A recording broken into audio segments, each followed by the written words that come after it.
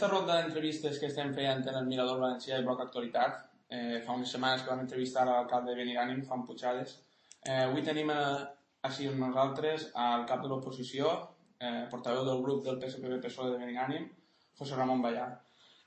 Com en l'altra entrevista, hem proposat als nostres lectors que envien preguntes, han tingut durant tota aquesta setmana i quasi la passada també per enviar, i hem seleccionat un poc les preguntes més interessants i sintetitzades perquè moltes estan repetides o d'això. Aleshores hem fet una selecció de les millors i el que el temps em permet.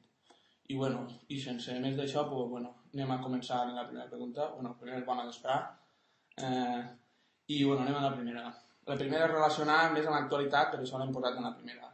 Com creu que va actuar Juan Puigades en llevar-li la paraula i amonestar-lo de forma irregular en la passada sessió plenària? Bé, bona vesprada, abans que res. Jo vull donar-vos les gràcies en nom del grup socialista i en nom meu particular per a aquesta entrevista. Crec que, ja contestant a la teva pregunta, perquè em sembla que la brevetat deu ser el més important, crec que el senyor Puigades va actuar d'una forma prepotent, totalment autoritària i fonamentalment desconeixedora de la legislació vigent. Aleshores no puc entendre un president d'una corporació que actue sense conèixer la llei. Aleshores, ja he dit abans que va ser una amonestació que demostrava la prepotència. Jo diria que d'alguna manera estava pressionat per part d'algú per evitar que l'oposició parlara i no volia sentir el que tenien que dir.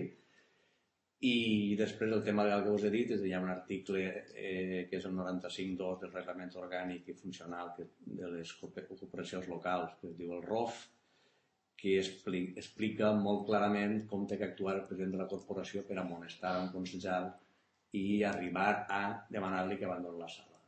Eixe quid de la qüestió es produeix quan en la segona amonestació el president deu d'advertir al regidor que si segueix en l'ús de la paraula, segueix parlant sense que l'autoritzi, s'atenga les conseqüències, que serà demanar-li que abandoni el ple, i com es pot comprovar en l'entrevista que vosaltres vau emetre, l'audició del ple que vosaltres vau emetre, per ningú costat apareix. Per tant, actua d'una forma autoritària i prepotent, com és costumer quan no vol escoltar el que li diuen, i desconeix la legislació, cosa que és molt greu per a un president de la corporació.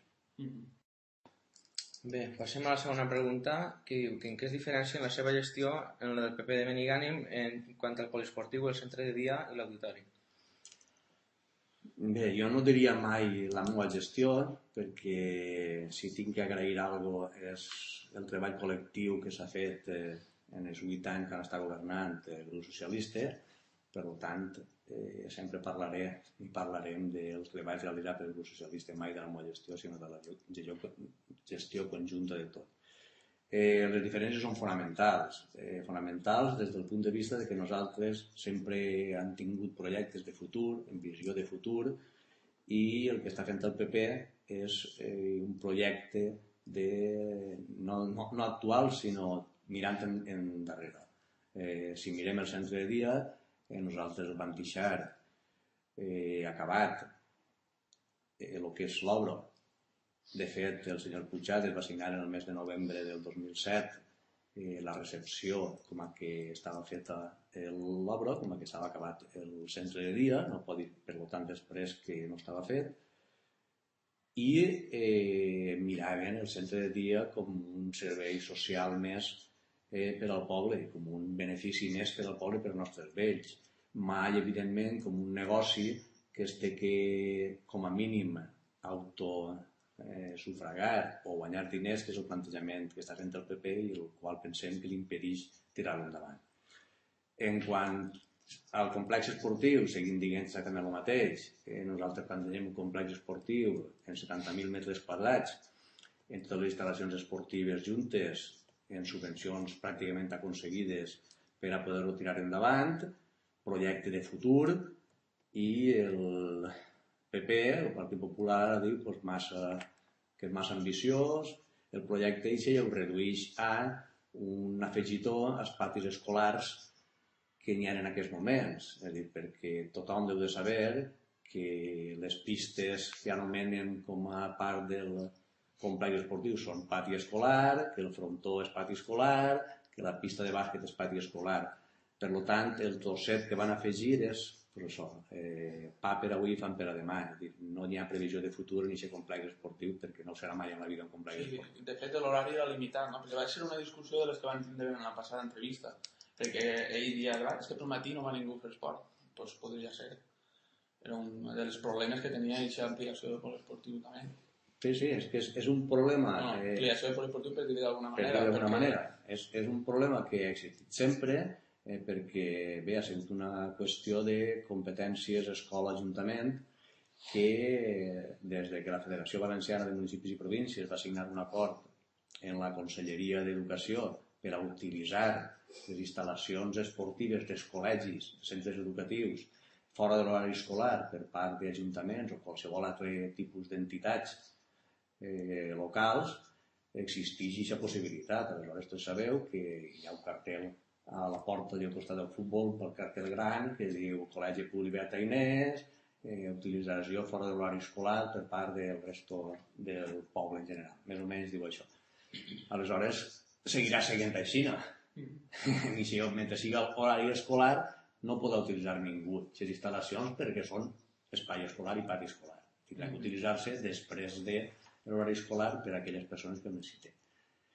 I si anem a l'auditori, tornem a parlar de tres quarts del mateix.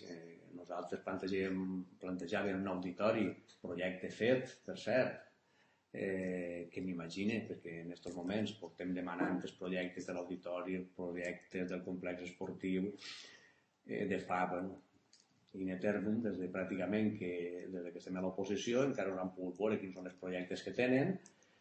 Si fan un projecte nou, això vol dir que han tirat un munt d'euros que valia el projecte de l'auditori al carrer. Si aprofiten aquell no ho sabem, però des del punt de vista que planteja el Partit Popular, que és massa ambiciós i que inclús el senyor Puigades escriu una carta al secretari de Cultura dient-li que elimine el projecte del Partit Socialista perquè és massa ambiciós per a Benigànim, que agarra del Partit Popular, que és més baratet i que ens dona algo de diners, doncs pensem que estem altra vegada amb el mateix. I de fet això admitís després una altra comparació perquè així ara en premsa, que és la que fa referència al tipus de subvencions, perquè el Partit Popular ens ven que Diputació ens dona o va donar una subvenció de 40.000 euros per a començar l'auditori, que va dir el senyor Puigades el dia de l'inauguració del local de la Tropical.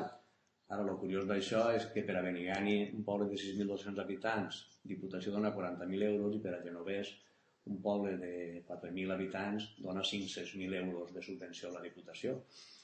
Aleshores, estem veient que els comportaments no són els que toquen.